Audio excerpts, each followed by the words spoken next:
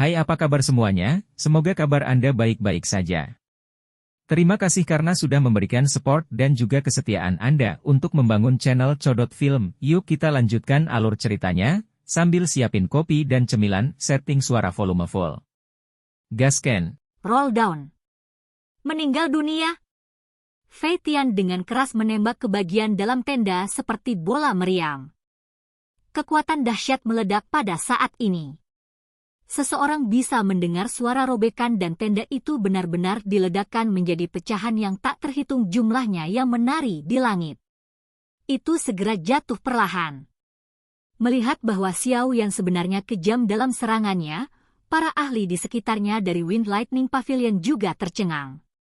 Untuk sesaat, tidak ada yang benar-benar berani mengatakan apapun. Anak muda, kamu sangat berani. Tenda itu hancur lebur. Tampaknya orang-orang di dalamnya tercengang oleh tindakan Xiao Yan ini. Sesaat kemudian, seseorang akhirnya sembuh. Raungan marah yang dipenuhi dengan keinginan untuk membunuh bergema di seluruh langit ini. Pegunungan Boni saat ini telah diisi oleh lautan manusia yang tak ada habisnya. Ada orang di mana-mana.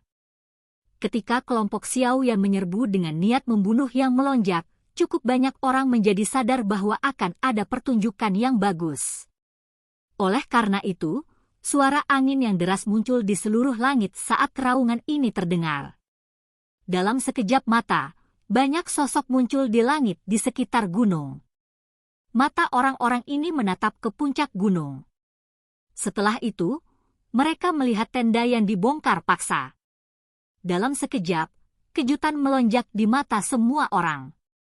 Wind Lightning Pavilion dapat dianggap sebagai faksi yang cukup kuat di Central Plains. Jika tidak, mereka tidak akan memiliki kualifikasi untuk menempati puncak gunung sebagai tempat perkemahan di sini. Tidak disangka sebenarnya ada seseorang yang berani menyerang secara terbuka.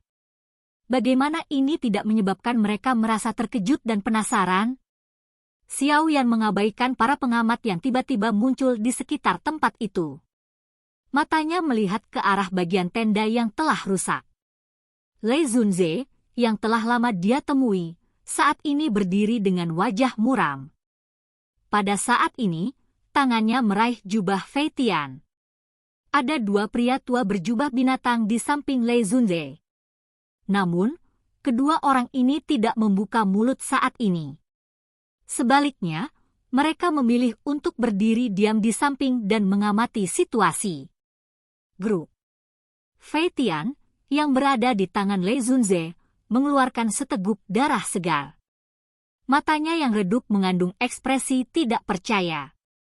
Kekuatan yang ditunjukkan Xiao Yan sebelumnya pasti mencapai kelas Douzun.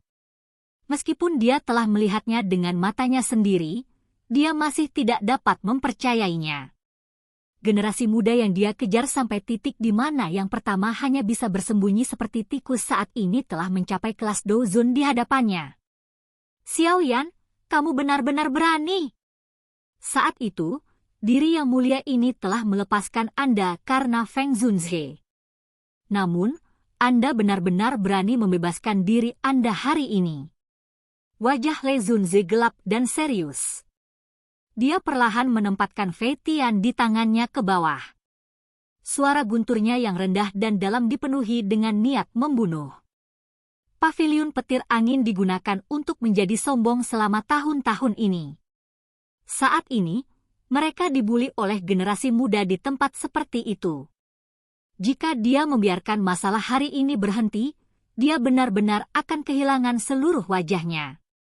Meskipun dia berbicara dengan cara ini dengan mulutnya, keterkejutan di hati Lei Zunze saat ini tidak kurang dari Fei Tian. Dia sangat jelas tentang kekuatan Xiao Yan saat itu. Yang terakhir hanyalah generasi muda yang baru saja maju ke kelas Douzong. Pada saat itu, status yang terakhir di hati Lei Zunze tidak lebih tinggi dari semut. Namun, dalam 2 hingga 3 tahun yang singkat, generasi yang lebih muda dari saat itu benar-benar melonjak ke kelas Douzun. Menjadi seorang ahli dari kelas Douzun, Lei Zunze secara alami mengerti betapa sulitnya untuk melompati langkah ini. Fei Tian saat ini mungkin berada di puncak kelas Douzong, tetapi jika dia kurang beruntung, itu bukan kejadian langka baginya untuk tetap di level itu selamanya. Itu juga karena kesulitan mengambil langkah ini sehingga hatinya akan merasa kaget saat melihat Xiao Yan saat ini untuk pertama kalinya. Lei Zunze benar-benar tahu cara bercanda. Saat itu, hanya saja keterampilan murid Wind Lightning Pavilion lebih rendah dari yang lain. Ini benar-benar tidak ada hubungannya dengan kemurahan hatimu. Xiao Yan tertawa pelan. Saat itu, Lei Zunze adalah seorang elit Douzon yang tidak bisa dia tandingi di matanya. Sekarang, bagaimanapun, eksistensi tinggi yang tidak dapat dia raih saat itu, bahkan tidak lagi kuat dan misterius di dalam hatinya. Wajah Lei Zunze berkedut. Kemarahan di matanya juga menjadi semakin kaya. Dia berbicara dengan nada yang padat, "Kami belum bertemu selama beberapa tahun, tetapi lidahmu masih setajam sebelumnya. Diri mulia ini akan menasihati Anda untuk pergi secepat mungkin. Karena Feng Zunze, diri yang mulia ini tidak akan meributkan masalah ini dengan Anda, generasi muda ini." Lei Zunze bercanda lagi. "Wind Lightning Pavilion Anda telah menyerang pavilion bintang jatuh saya di depan banyak orang. Mungkinkah ini juga karena wajah Feng Zunze?" Xiao Yan tertawa. Nada mengejek itu juga menyebabkan beberapa tawa muncul di sekitar puncak gunung. Lei Zunze perlahan mengepalkan tinjunya. Matanya menatap tajam ke arah Xiao Yan saat dia akhirnya tertawa dari kemarahan yang ekstrim. "Bagus, bagus. Sepertinya kamu sudah siap hari ini. Dalam hal ini, diri yang mulia ini akan melihat apa yang Anda, sebagai seseorang yang baru saja memasuki kelas Douzon, dapat lakukan hari ini. Tidak banyak. Yang akan saya lakukan hanyalah mengambil kembali perkemahan pavilion bintang jatuh." Xiao Yan tersenyum tipis. Dia perlahan melangkah maju. Api ungu coklat perlahan melonjak. Suhu seluruh tempat ini dengan cepat meningkat saat nyala api naik. "Kalau begitu, kita harus melihat apakah kamu memiliki kualifikasi seperti itu." Lei Zunze tertawa terbahak-bahak.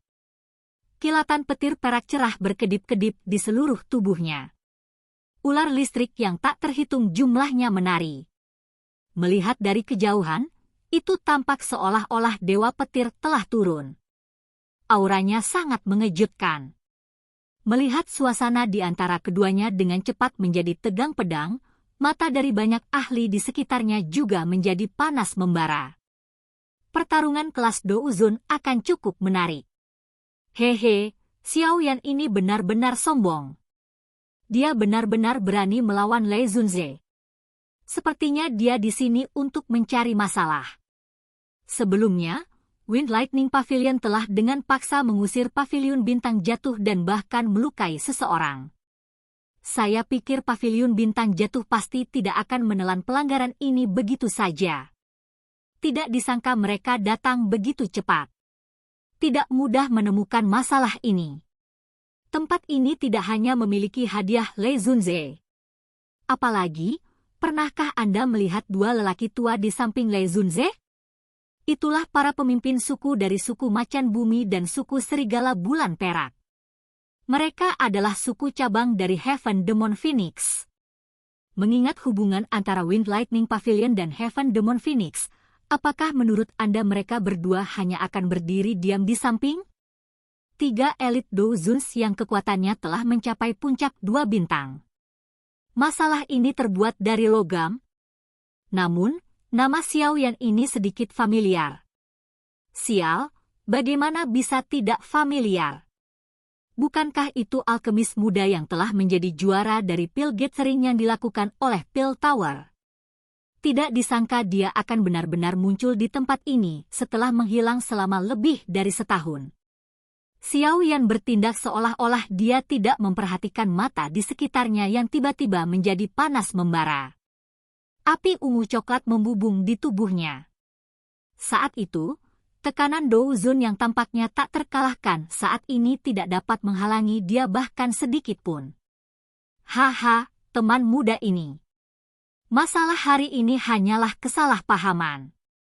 Masalah kedua teman dari Paviliun Bintang jatuh hanya karena kepala Paviliun Fei Tian terlalu mudah tersinggung dan secara tidak sengaja melukai mereka saat menyerang.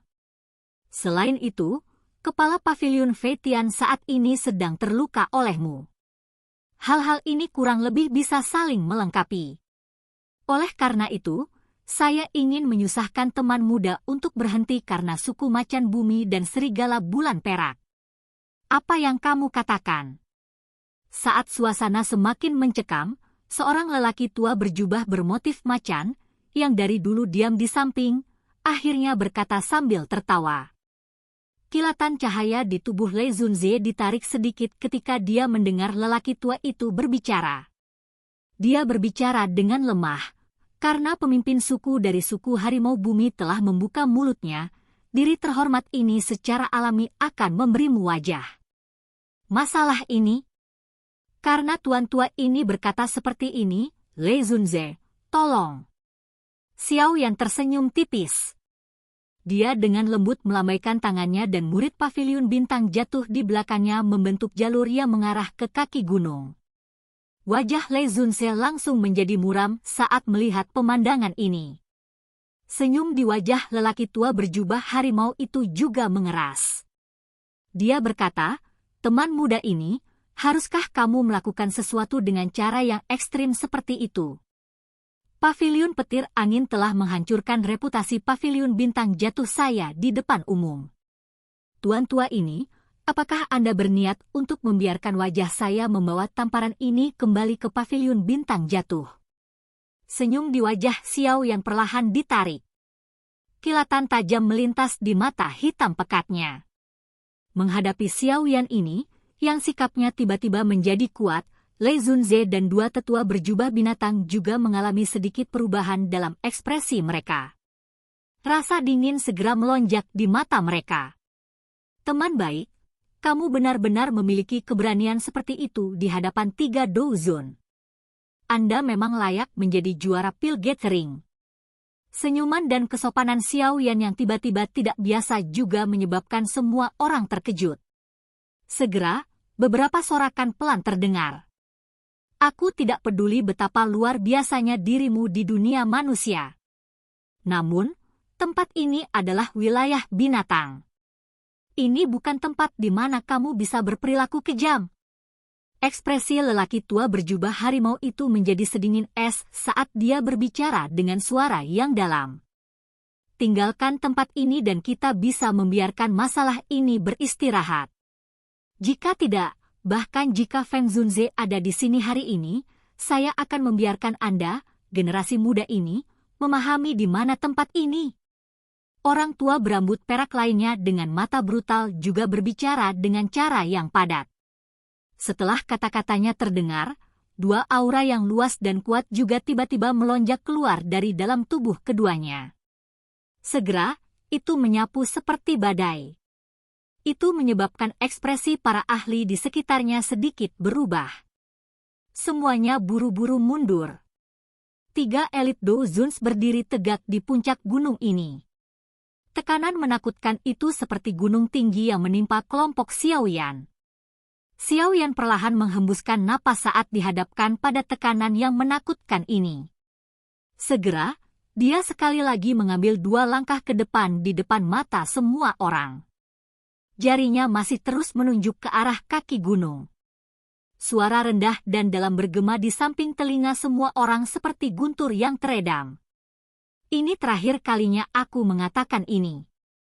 Berguling dari sini atau turun sambil berbaring. Suara sedingin es Xiao yang perlahan jatuh.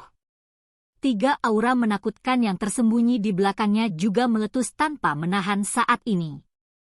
Munculnya ketiga aura ini pada dasarnya dengan paksa menyebarkan tekanan energi yang menerkam dalam sekejap.